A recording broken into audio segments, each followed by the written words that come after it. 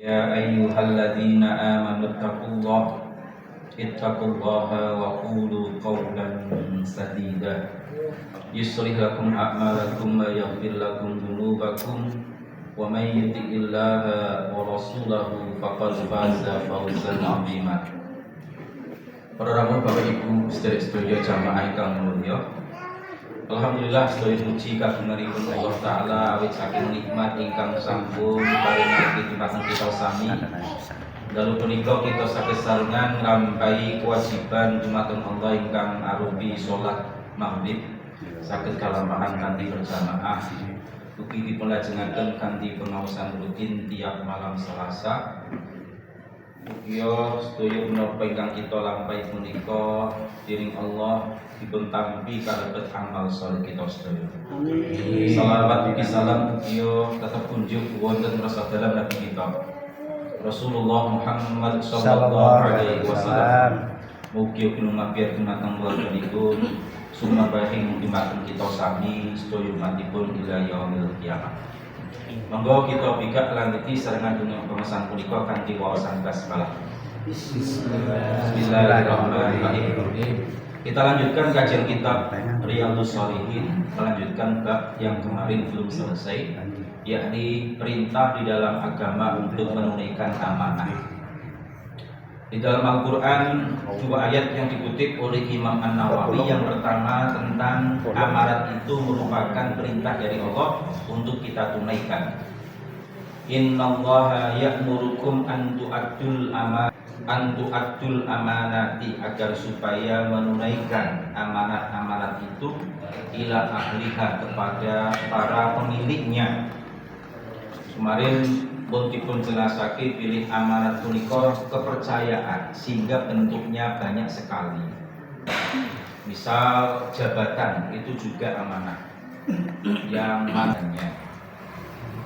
Ayat yang kedua, yakni ayat yang bercerita yang kemarin saya picu, saya beri satu clue pertanyaan, yakni ayat yang menceritakan dulu Allah Ta'ala menawarkan amarat itu untuk diemban kepada langit dan bumi. Namun langit dan bumi itu enggan untuk menerima amanah tersebut. Dalam Al-Quran surah Al-Ahzab ayat 72 Allah Ta'ala firmankan, Inna aradnal amanata 'alas samawati wal ardh fa abaina an yahmilnaha wa hamalahal insanu innahu kana zaluman jahula.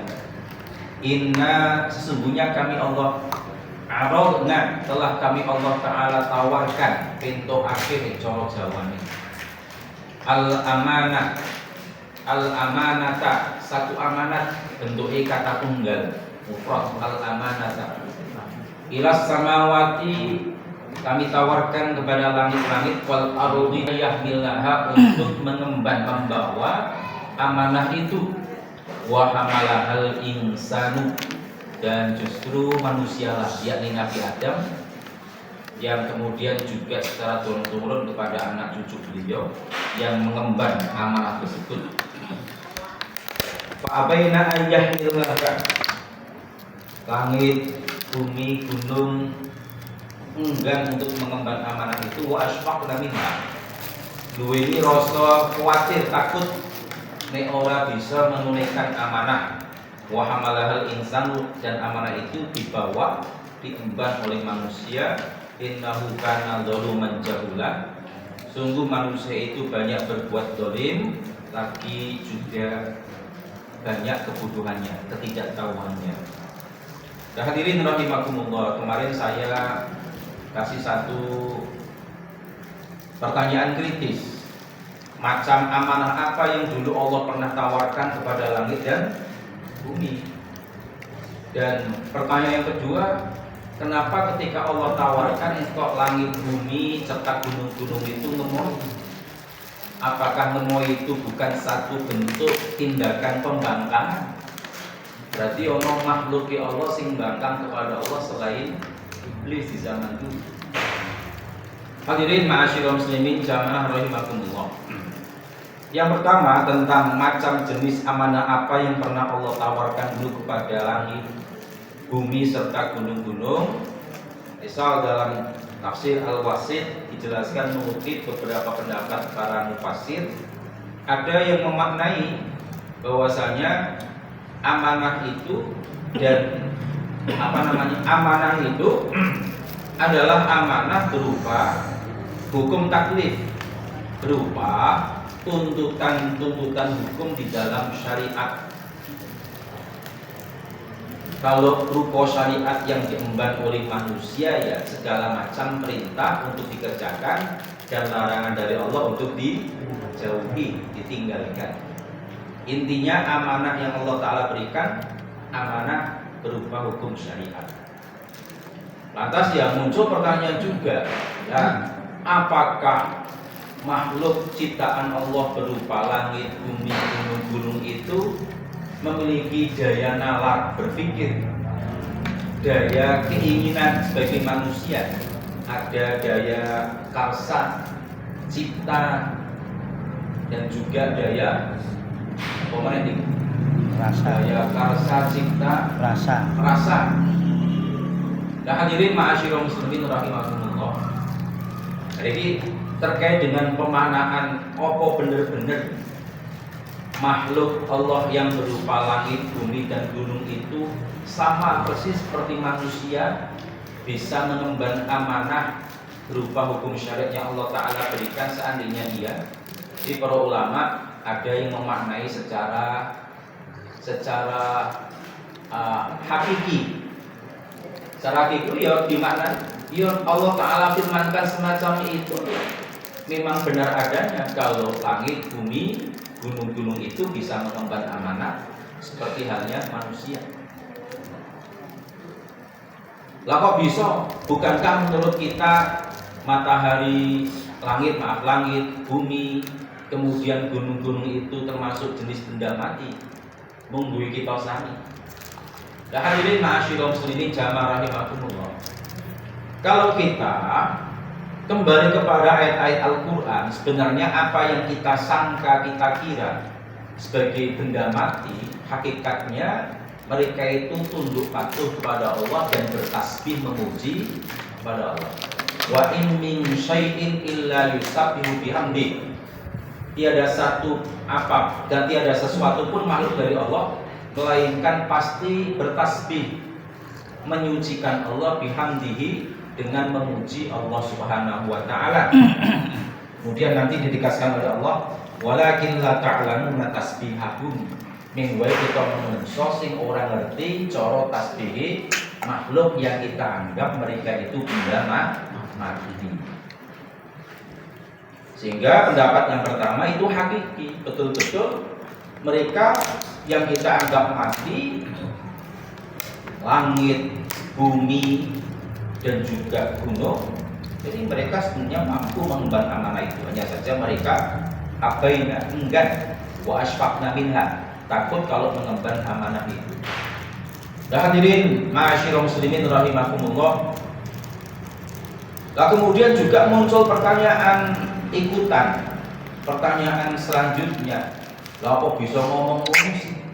Kok bisa terjadi dialog antara Allah dengan langit, bumi, gunung-gunung? Nah sekali lagi, bagi Allah yang Maha Tahu, ilmu menungso itu sangat terbatas, sangat terbatas. Maka di dalam surah Al-Zalzalah kelak di hari kiamat Allah pun ceritakan, ketika hari kiamat terjadi setelah manusia dan semua makhluk binasa, bumi itu akan bercerita tentang peristiwa apa yang terjadi di atas permukaannya. Idza zulzilatil ardu zilzalaha wa akhrajatil ardu athqalaha wa qala al-insanu ma laha yauma idzin tuhadditsu akhbaruha. Kelak pada hari itu bumi akan tuhadditsu bercerita akhbaruha tentang kabar-kabar, berita-beritanya bumi, artinya segala macam peristiwa yang terjadi di atas permukaannya. Penjelasan para ulama zaman dulu ya agar mudah para audiens sing maca Al-Qur'an iki bentuk gampang pahami, diberikan penggambaran ilustrasi, Bisa saja Allah kelak pada hari kiamat itu memberikan kemampuan bicara pada tanah, pada bumi. Wei lisan, wei bibir, wei mulut. Bumi ini bisa ngomong. Tapi bagi kita, orang yang hidup di masa modern, mestinya lebih mudah untuk meyakini kemampuan bumi itu bisa bicara. Nek wong zaman biyen kan duweni anggapan bisa ngomong kuwi nek duwe ilat, duwe cangkem. Lah nek orang duwe ilat ora dicangkem pak ngomong dek ngendi? Lah zaman saiki HP, orang duwe cangkem, orang duwe opo-opo yo bisa ngerekam, bisa cerita. Dan ini semua ya berasal barang-barang unsur-unsur yang dibuat asalnya itu unsurnya dari dalam tanah. Partikelnya yo besi, yo tembaga, nikel, kaca, semuanya itu ya berasal dari dalam tanah. Maka amat mudah bagi Allah jika Allah menghabarkan dalam Al-Quran 1400 tahun yang lalu kelak pada hari kiamat itu bumi bisa berbicara.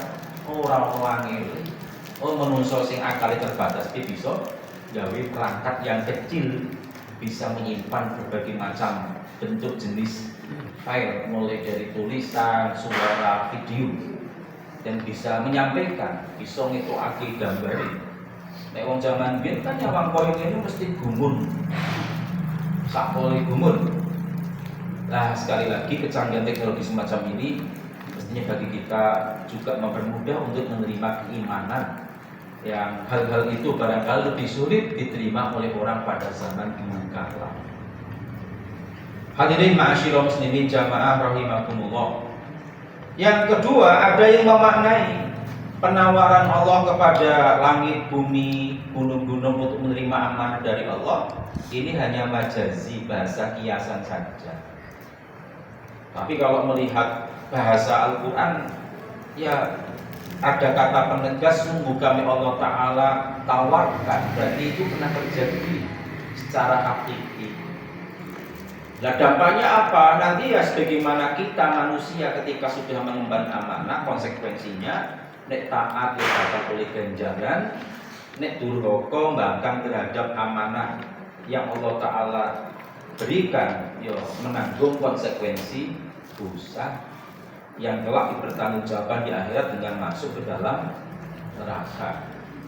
Nah, di dalam ayat tadi Allah Ta'ala menjelaskan penolakan langit, bumi, gunung-gunung itu wa asfaqna minha, takut mengemban amanah tersebut, artinya takut menghadapi resiko. Dan ini pemaknaan ada yang secara hakiki betul-betul terjadi, dipahami apa adanya, ada yang majazi kiasan saja, menunjukkan betapa besarnya amanah yang diemban oleh manusia karena makhluk yang lebih besar daripada manusia, langit, bumi, dan gunung saja mereka takut untuk mengemban amanah tersebut.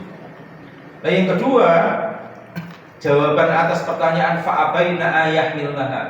Lah kok ngemohi kan pada akhirnya sama halnya ketika ngemohi menolak. Ya menolak itu ya sama halnya membangkang kepada perintah Allah. Lah para ulama menjelaskan amanat yang Allah Ta'ala tawarkan kepada langit, bumi, dan gunung itu bukan berupa perintah yang sifatnya tegas, tidak boleh, tidak harus menerima, tetapi masih berupa tawaran sehingga ada pilihan bagi gunung, bagi bumi, bagi langit itu untuk menerima maupun menolak. Sehingga ketika menolak dia sah-sah saja, tidak termasuk dalam kategori membangkang perintah Allah karena sifatnya masih berupa tawaran dari Allah Subhanahu wa Ta'ala. Hadirin ma'asyiral muslimin jamaah rahimakumullah.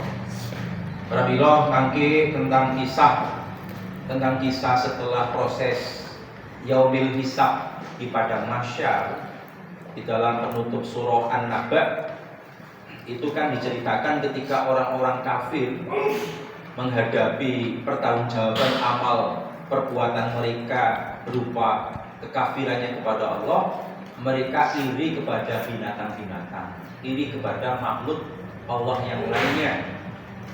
Nanti di bab setelah ini tentang kedzaliman, nanti disinggung tentang kisah gambaran hari kiamat. Besok ning dina kiamat kewan sing karo padha kewan iki berbuat dolim, wedhus sing duweni sungu nyundang